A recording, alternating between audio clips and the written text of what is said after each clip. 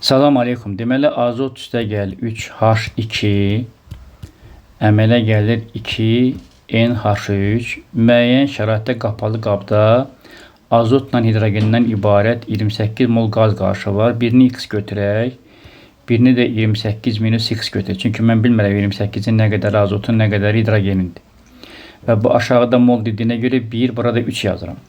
Sadəcə burada fikir veririk ki, deyir azot tamamilə sərf olur. Azot tamamilə sərf olunduğuna görə hidrogen artıq qalacaq.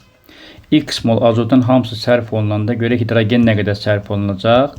Hidrogen 3x sərf olunacaq. Əvvəl neçə idi? 28 - X idi. 3x gedəndə nə qədər qalır? 28 çıxılsın 4x, deməli sonda hidrogen qalır.